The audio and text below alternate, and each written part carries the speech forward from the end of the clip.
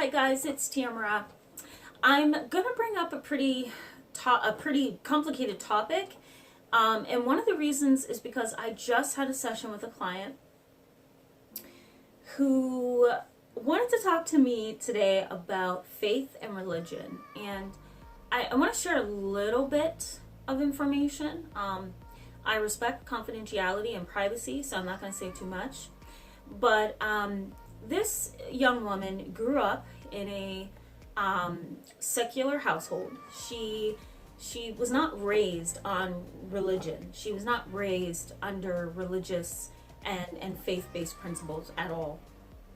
It wasn't until she turned 21 and her parents decided to go to church that she knew anything about God or anything about religion.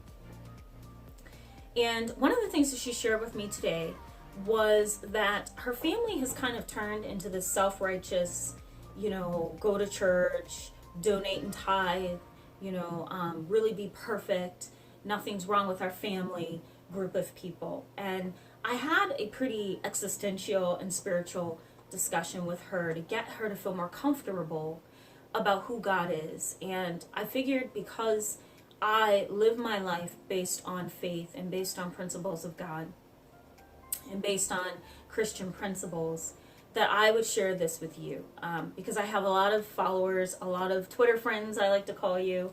I have a lot of people who email me, listen to my videos and my audio podcasts and clips, and they are Christian themselves, and they've talked about feeling pretty ostracized and ousted by people who are within the church. So I want to give you some understanding of what the difference between faith and religion is, or spirituality and religion.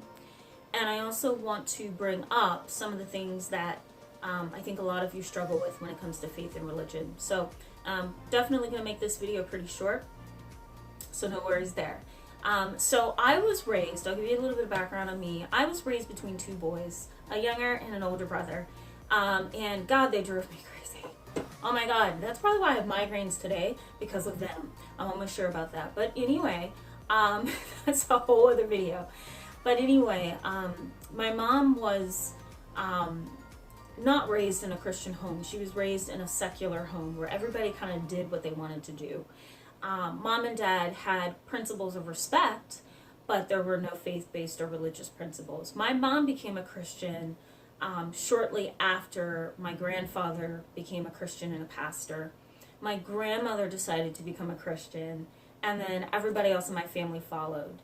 And so my mom, when she had me, after having my younger brother, or before having my younger brother, she had me, and she introduced me to the Bible at age 10. I believe it was 10 or 11.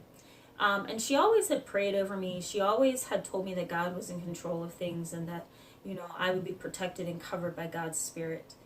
But it wasn't until I was about 10 or 11 that she opened the Bible for me and she said, "Tamara, I want you to read this." And I remember thinking, oh my God, old people, I don't know if I can understand this. I don't want to read this because it's going to be a bunch of history that I don't get. But she opened it up to a part of the Bible, a scripture passage, and I read it. And shortly after that, I started picking up the Bible on my own, and I started making it a part of my weekly Sunday routine. Doing that and asking God that he would touch my heart enough to hear him, he did it. And I began to kind of develop as I moved along. Now that I'm an adult and I've gone through a lot and I've had so many experiences in both my personal and professional life, that now I realize that faith is everything that I need to survive. So unfortunately, a lot of people don't know that, and they don't want to know it because religion is so harsh at times. It's so overbearing. And that's why I love people who say, I don't know religion, I know Jesus Christ. Or I don't know religion, I know Christian principles, I know faith. And the purpose for a comment like that is to separate themselves from religion and the real emotional experience of having a connected foundation to faith. So this young lady shared her journey with me, and I felt really bad because she's describing her parents as being harsh, self-righteous, proud, kind of arrogant. And I've known people in my own family who have turned into that kind of a person after getting saved. And it's so perplexing because the first thing you think is, well, if you're saved, then shouldn't you be accepting of others and loving and compassionate, not self-righteous and prideful? So I think the problem is this. You have people who attach to religion and they grab onto it with all of their heart and their mind. And they believe that God is with them, right? And maybe he is, but they have a long route to go before they actually arrive, if you know what I mean. Like, they can't be arrogant. God doesn't want that. They can't be prejudiced. God doesn't want that, right?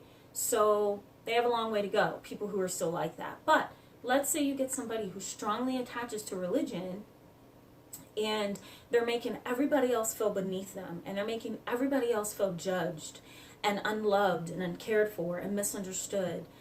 That is not faith. That is not spirituality. That is religion. It's a set of formal rules that keep you in check and in line and keeps you walking that straight line of religion. Religion is a set of principles. It's a set of ideas and ideologies. It's a set of theoretical principles. It is not the actual experience. Okay? I hope that's making sense. Religion is, I don't know how to, I can maybe explain it this way. Imagine you're looking at a person who has a bracelet on, and that bracelet is religion. Okay? This is the best way I know how to explain it at this time in my fatigued moment. So forgive me if this doesn't make sense, but it makes sense to me. A person who's wearing jewelry, okay, it's something that they put on. Religion is that bracelet, right? They pick it up off the table and they're like, I think I'll wear this bracelet today. You know, it's gonna look good on me today. That's religion. Faith is that person's heart. It's a foundation. It's an interchange. It's an intentional part of their life, right? So they're being very intentional about how they are treating other people. They're being very intentional about how they're representing their faith, right? Somebody who's religious is putting on a bracelet for that day because that bracelet looks good on them for that moment and that time. Faith is that person's heart. It's something that's foundational. It's in red, right? It's something that transforms their heart and their mind, right? So that's the best way I can explain it. Faith is an experience that is emotional and psychological. Religion is an experience that is only there to make you look good, right? It's something that you put on like a bracelet. Faith is not. Faith is internal. So when I explained it to her in that fashion, she literally, wow, that was her reaction. And I said to her, I said, I'm shocked that you are so overwhelmed by this. And she's like, but I am. And that is not good. I mean, that breaks my heart that people would think that there's a God that would not love them and a God that would not console them or would not save them or show them care and love and concern just because they don't fit a certain formal set of principles called religion. So I think that session was powerful for her, and I hope in some ways I have given you a brand new perspective. I want to turn your mind and shift your mind to a new place where you can feel more empowered about life. I don't want to dominate or control or make you afraid. And I think that's the problem with religion. It dominates, it controls, it makes you afraid. It puts you in bondage. You're never free. Faith makes you free. So I hope that that makes sense to you. And I hope in some ways I've given you a new perspective. I always tell my clients I am a trauma therapist, but I am also a general therapist who uses cognitive behavior therapy, CBT, and my most go-to tool that I use with half of my clients is challenging inaccurate thoughts. I want to change that inaccurate thought, show it to you from a different perspective, and allow you to change your thought into something that's more balanced and more realistic. So that's what I just did with you. In case you didn't know, I used my therapy tools on you just now. So I want to thank you guys for being with me today. Please send your feedback, comment, let me know what you think. Go to my YouTube channel at www.youtube.com/Tamara H Therapist. Okay, no hyphen, no anything. It's just Tamara H Therapist at youtube.com. And leave a message, leave feedback, whatever you need, a question. I will be happy to answer them. Let me know what you think about this topic. Do you see this from a different perspective? Have you had a negative religious perspective? Have you had a negative religious experience? And if so, what is that experience? So I want to know if there's anything that you've experienced that we need to talk about. So, and I think people in the community will also be happy to hear from you as well. So thank you guys so much for being with me today. Feel free to catch me on Twitter, which is going to be at the end of this video. My website and my blog will also be at the end of this video. There's a bunch of ways to contact me if you want to ask questions, send your feedback, or participate. All right, guys, so thank you so much, and I look forward to coming at you again in the next coming week with another video. All right, guys, bye.